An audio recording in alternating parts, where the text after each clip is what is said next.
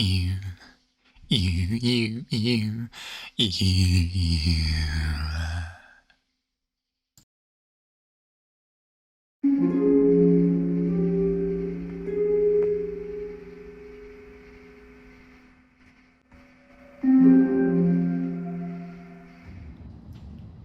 While still preparing for his fight with the first protector of the king's buddies, Nuber was willing to investigate any possible lead he could find. It seemed now, though, that Nuber had found something placed in his hand. He assumed this happened while he slept dormant, making its appearance especially odd. The thing in question was a suspiciously shaped organism, possibly resembling an earthen banana. But the notorious lack of bananas in Ligas confirmed it was something entirely different, likely so even on the molecular level. Nuber was taken aback by the sudden approach this object made, and even began to speculate that it could harm him if consumed. After all, it would be in the best interests of the protectors of the Legusian king's buddies to eliminate him quickly. But, since it was Nuber, and especially since it was only the second iteration of Nuber, the banana-like creature was fully and heartily consumed. The monumental eating Nuber performed was impressive, bordering on legendary. Nuber's mouth, although visually small, is closer in kin to a black hole than a simple eating device. After not thinking much of what he had just done, Nuber proceeded in his great quest. In only a short time, however, Nuber discovered another marvel of Ligas's mother nature, strange fungi.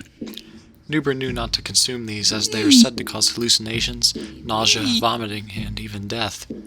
But, even being in close proximity to them is thought to have some adverse effects. After moving on, Nuber stumbled upon yet another Legusian life form. This time it was a collection of different mushrooms. These ones were staunch, bulbous in nature, and flaunted a brilliant light hue. After taking a short moment to admire these beings, Nuber quickly moved himself to his beloved greatsword, which he had conveniently placed upon yet another form of fungus. It seemed this area of Ligas was rotten to the core, but this didn't yet bother Nuber. Something that did bother Nuber, however, was what he was about to discover lurking above him. Since waking from slumber, Nuber was hearing faint sounds of percussive racket, but he couldn't put a finger on the sound's origins. Now he knew where they were coming from, a high window in a common Legusian's home. This realization made Nuber eager to confront the individual that was disturbing his concentration on saving the Empire, so he leapt, quite literally, into action. When coming around to the front of the home, he ascended the decrepit wood stairs with haste, disregarding the condition of the settlement. They were painted an obnoxious, almost imaginary blue shade. He then attempted to clamp down on the abnormally shaped brass door handle, but it just wouldn't budge. It was clearly locked by a powerful deadbolt lock. The noisy resident refused to even cease his racket when Nuber both knocked on the door and used the doorbell. This is when Nuber decided to take matters into his own hands. He descended the stairs to gain some momentum and smashed straight into the black door. Once Nuber was through the door, his suspicion was confirmed. This residence was in fact the source of the loud and annoying racket. He could tell immediately that the noise was emanating from the upstairs portion of the abode, so he went rapidly up the stairs to address the situation. Nuber wasn't worried at all about a physical fight, as he had, after all, a greatsword.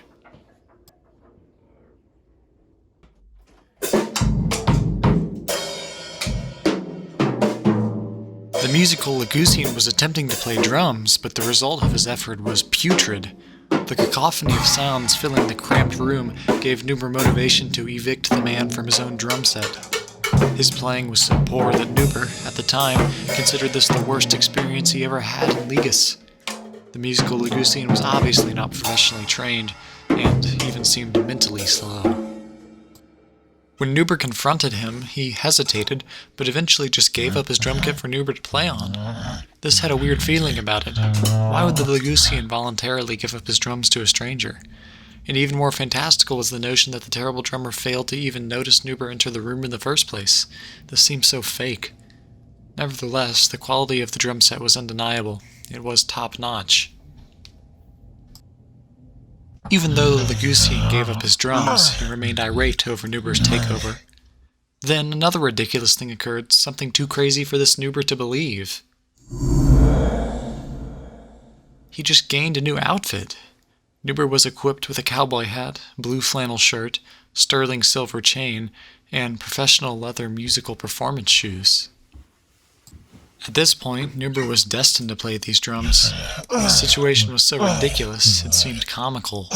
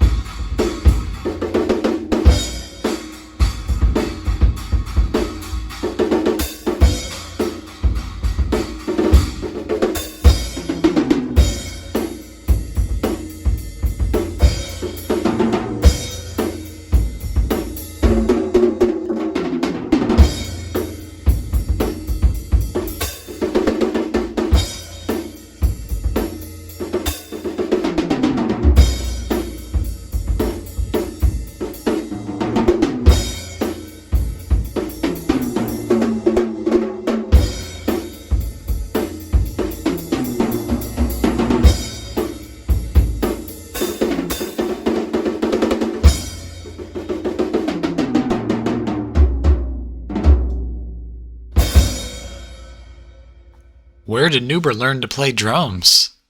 The musical Lagousian was left speechless. All he could do was moan in the midst of amazement. After performing the solo, Nuber gracefully departed the room. After that strenuous activity, he was ready to take a rest. Contrary to popular belief, a session on the drums can cause intense physical exhaustion. And he believed he earned house privileges from the owner after that performance. So, Nuber decided to sleep, directly on the floor, more specifically the jagged stairs. But something strange happened. Nuber's new outfit just vanished, much in the same vein it had entered Ligas. Nuber didn't pay this much attention, however, as something new was disturbing the cochleas of his inner ears. It was a low, bassy, brassy sound, something unfamiliar to Nuber. He was now truly annoyed.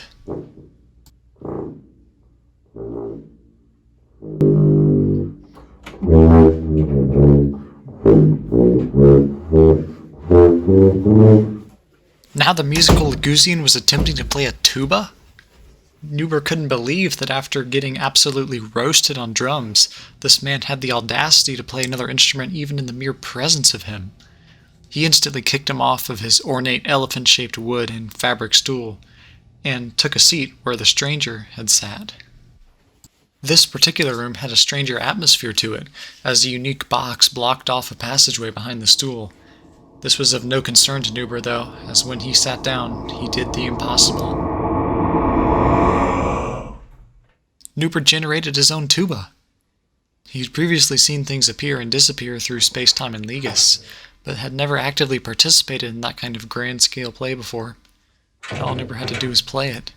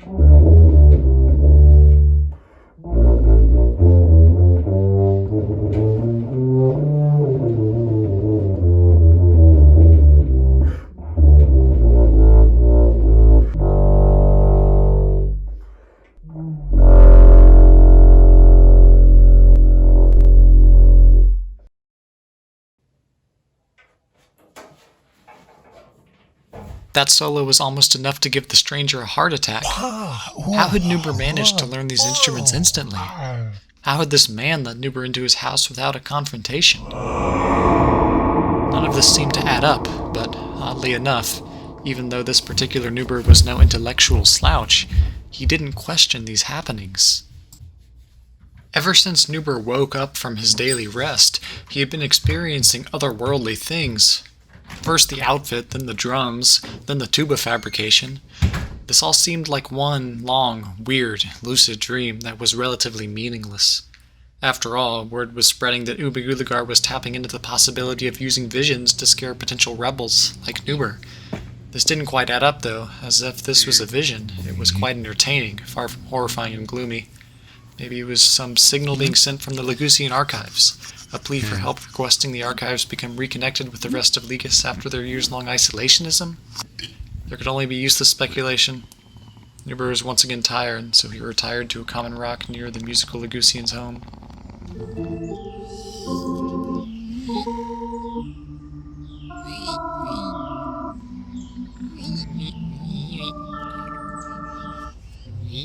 He was so tired he let the night pass him by. This morning was particularly cool. Leaves rustled slightly in the midsummer branches of oak-like trees. When Nuber woke again, he was ready to put this fascinating, albeit uncanny experience behind him. He just wanted to find the protector of the First King's buddy and advance to defeating Omig Oolagar, the Chaos Leader. But Nuber quickly realized this affair was far from over. He stumbled into the backyard and discovered the musical Legusian doing some yard work with a primitive, minute shovel. What was more exciting was the presence of yet another instrument, this time an electric bass guitar. Its jet black, reflective exterior matched the dark amplifier. In antique Legus, electricity was considered wizardry. This made the prospect of handling this object all the more enticing to Nuber. He ascended another set of rotting wood stairs, though this time they were versioned to the coruscating cerulean paint of the others, and excitedly applied the guitar to himself, using the built-in neck strap. He was ready to attack the musical Legusian.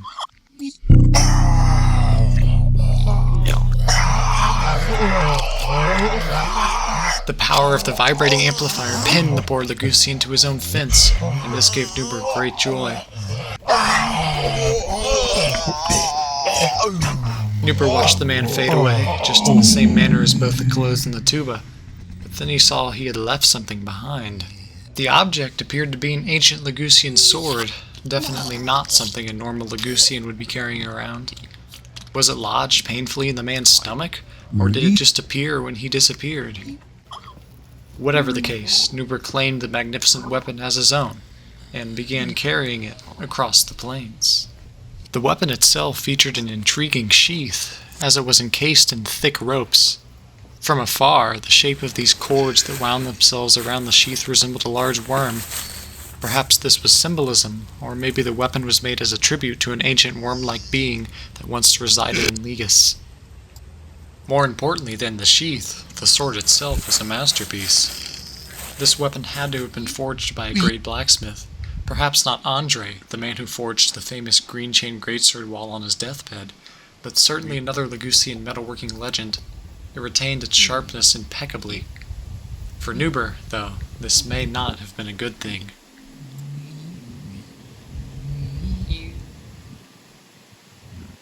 The wound the sword gave to Nuber when it struck his forearm was rather vicious, and it taught Nuber something about the weapon. It was likely a legendary relic, so dangerous and important to history that it should be respected, not continue to be used. So, Nuber begrudgingly reapplied the sheath to the sword, and deduced to take it somewhere else. Of course something happened. Nuber pulled a classic Nuber and fell down, and his new sword impaled him straight through the pelvis. Nuber was getting increasingly angry with this weapon, so he decided at once to abandon it for good. This would be done after he hoisted the blade out of his body, though. The disposal of the now maligned sword had to wait, though, as Nuber had lost so much blood from his combined injuries that he required some further rest. He deposited himself upon the wagon he slept on 2 nights before. He thought it was over.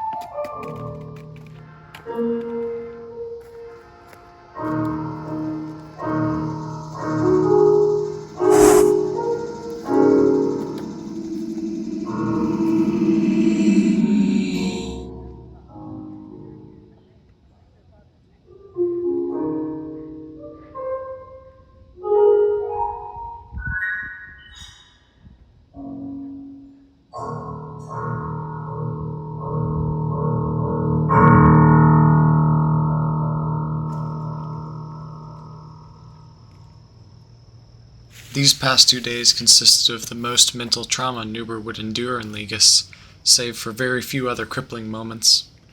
That dream was so vivid that Nuber felt he was really there, and the message the spirit of Omig Oolagar delivered was enough to make Nuber want to stop his journey entirely. Where was he, and why was he there? The nightmare made normal Ligas feel bucolic by comparison. No more would Nuber sing lilting tunes in his mind. He had visions of Omig Oolagar, a primitive, savage man who was trying to destroy everything he now knew and loved. He wondered why this dream had affected him so profoundly, as he believed it was likely meaningless, not deserving to be treated as some sort of afflatus.